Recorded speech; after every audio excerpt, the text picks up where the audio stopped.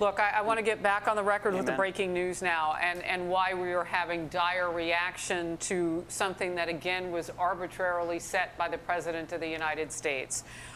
Sources have told our Lucas Tomlinson at Fox News that the President has made his decision. He has taken a decision, is how it's put, and he is going to not go past the August 31st deadline to get people out.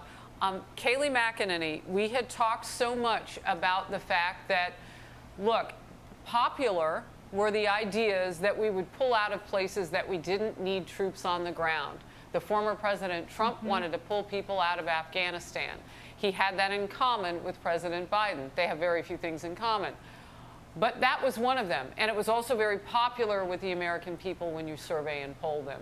What has not been popular is how Biden has arbitrarily set deadlines and told the enemy what those deadlines are. And now we have to live by this one, because the Taliban says you go past August 31st and, well, we don't know, consequences.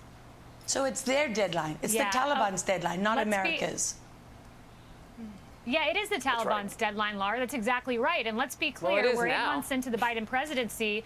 We're not negotiating with the Taliban. No, we are not. They are dictating terms to us. The Taliban, a terrorist organization, is dictating terms to the most powerful country in the world because we have an incompetent commander-in-chief. An incompetent commander-in-chief who looked the American public in the eye and said to them, I will not leave an American behind. That was a lie, a malicious lie, because now he is saying he's committed to this August 31st deadline. I see this reporting. Another piece of that reporting was that he has a contingency plan in place in case we need to stay there. When's the last time you heard contingency plan?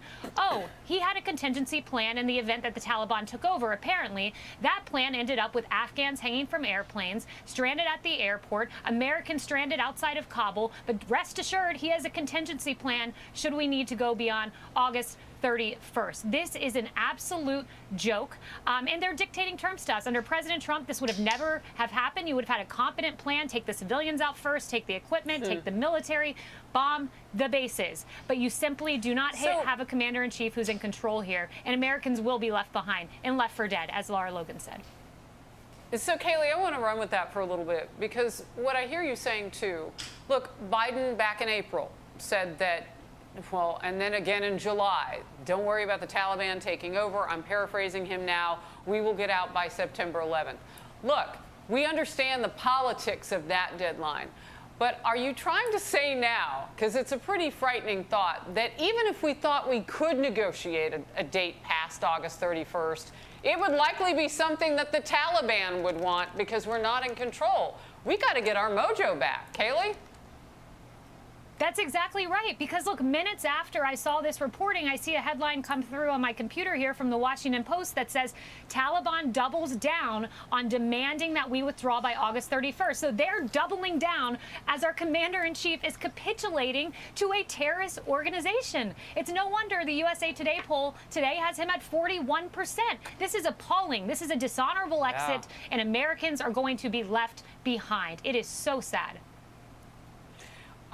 You know, as far as negotiations go, when I need a little something in my vocabulary to negotiate, I often go to Emily Compagno because she is so good at it. And I know that these negotiations are not inside of a courtroom, but there's something akin to winning in any scenario. Where are we now, Emily?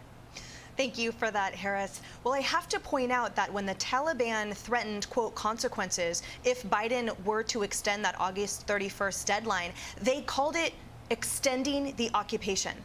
That was the paradigm that this regime is operating under. They're not seeing this as extra time to extricate Americans or Afghan supporters. I know we'll discuss a little later as well their change of heart with our, quote, encouragement to evacuating Afghans, which they say are needed to rebuild the country.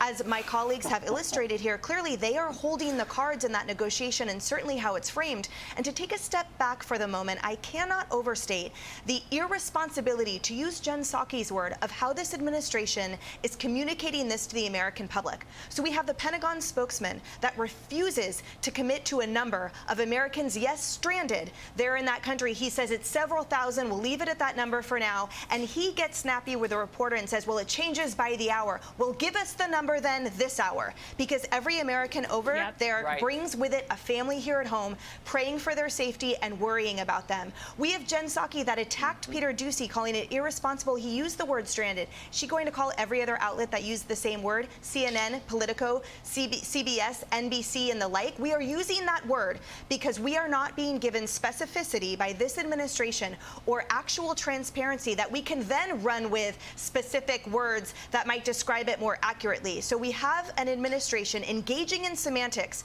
with the American people and the American press, while our Americans and our allies have been absolutely deserted there. And to everyone's point, I don't know what's going to happen after August 31st, but given the logistics' glacial pace thus far, it does not look good.